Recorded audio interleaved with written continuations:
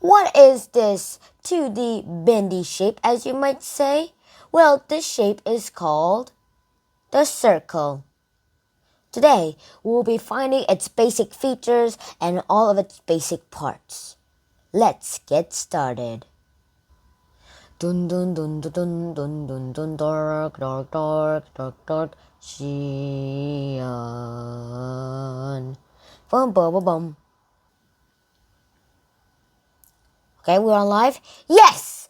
Hi guys and welcome to a new episode on this channel. Today we'll be talking about the circle. Let's get started. Now, how do you draw a circle, as you might say? Well, how you draw a circle is this. First of all, you draw a point on the piece of thing that you are drawing on. I'm using digital screen like this way. And then you draw a line from that point as long as you want. Then draw the other end point of the line. Then find all the endpoints of this that are equally distanced. Do not move this point though. Once you do that, you'll find out that they have an outline that is the circumference of the circle, or basically the outline of the circle. And that is the circle, how you draw it. By side note, the point here that the first point that you start from is very important when you're dealing with circles. It's called the center point. All right. And now let's talk about the radius. Now, what is a radius? You might say a radius is a line that starts from the center point and ends at the circumference of the circle. It can be literally anywhere as long as it starts at the center point and ends anywhere on the circumference. It can be right here, right here, right here, actually longer, right here, right here, right here, right here, and all of them are the same sizes. Now let's talk about double radiuses. Now that's not their actual name, by the way. Their actual name is a line that starts from the circumference and ends at another point on the circumference. It always goes through the center point, and this is called the diameter. Now, as I draw it right here, you can see that it is 2 radiuses. That's the same length as 2 radiuses, or 2r, as you can say. This is the diameter of the circle. And just like the radius, it can be anywhere in the circle, as long as it's on the circumference. It starts on the circumference and ends at the circumference, and always passes the center. It can be here, here, and here. Just like the radius, all of the lines are equal. All of the lines are equal. I have to mix them in. All right, let's just skip this for now. And now onto the next part. Where we'll be talking about. Gotcha. We'll be talking about chords. What is a chord, you might ask? No, not the musical chords. It is this thing, a straight line that starts from the circumference. Starts from the circumference and ends at the another point on the circumference. However, this might sound like the diameter, but the only difference is that it does not go through the center point. All right. And this is called a chord. Now, I'll repeat, it is not the musical chord. On to the next straight line. Let's use pink for this one. Okay. Now, the next line that I'll be showing you is called the tangent.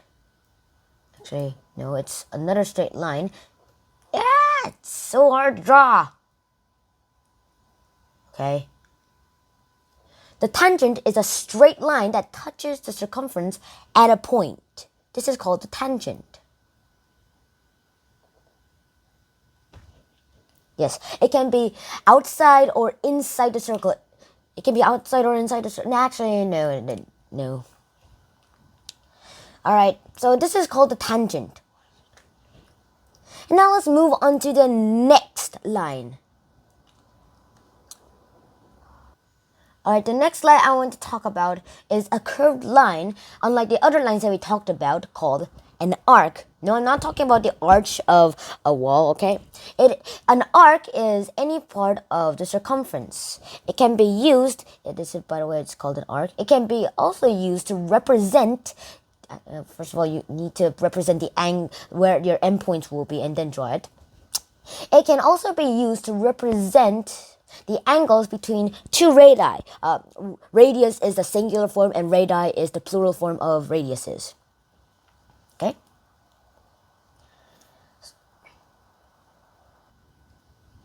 Now, the cool thing about the arc is that, let's draw the radii that I have been talking about, is that the angle of this arc on the circumference is the same angle as the inside of these two radii.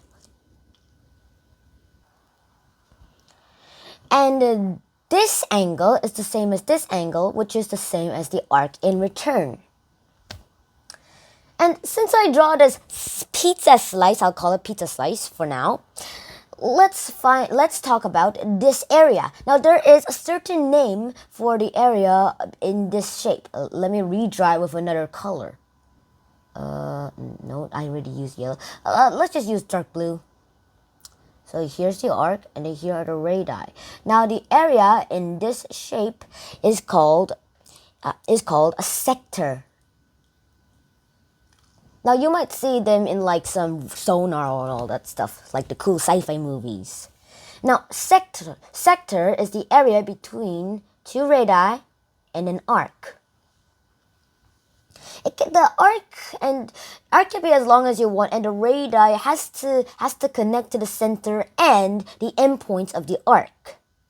Got it? The sector does not talk about the shape, but it talks about the area of the shape. Keep that in mind. All right, let's talk about another area part. All right, let's use black for this one since I haven't used that. Now, the area I'm going to talk about is called the segment. The segment is the area between a chord. Actually, let's use on the upside, a chord and an arc.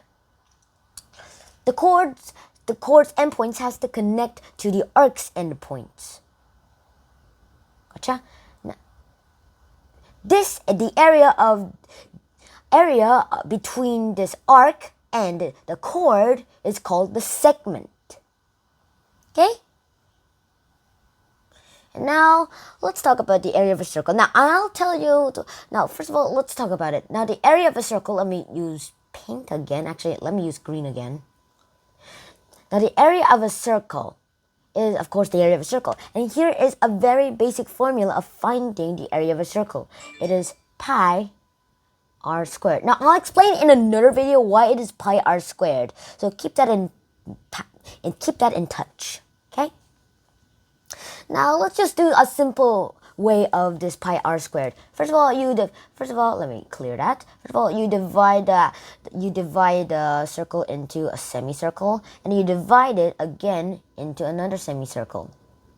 Now, we'll go into eighths for this one. We'll go for 8 equal parts for this one, but the more smaller equal parts you get, the more accurate your equations will be.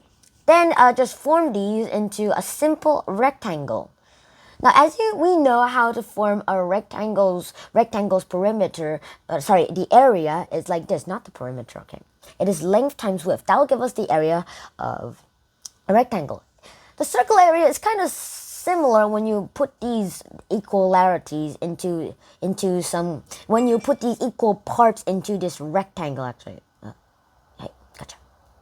So it will look kind of like this with a little rounded edges. And now, let's bring up that formula again, pi r squared.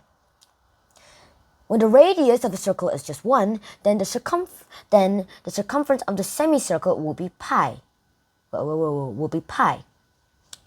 Now, basically the width is the radius. In this case, the radius is 1. Hey, and then the length, let me change color for this one. The length will be the circumference of the semicircle, which in this case is just plain old pi.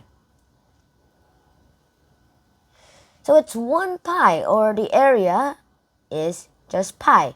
Now this can be used in loads of other examples such as 11 or 111 and so on. And that is how you find the area of a circle. Hope that was simple enough.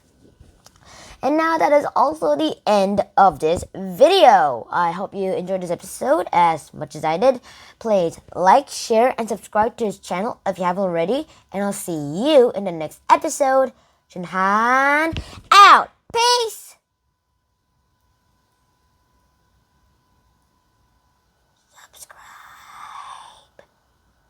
Subscribe. Click the bell. And like this video. Bye-bye.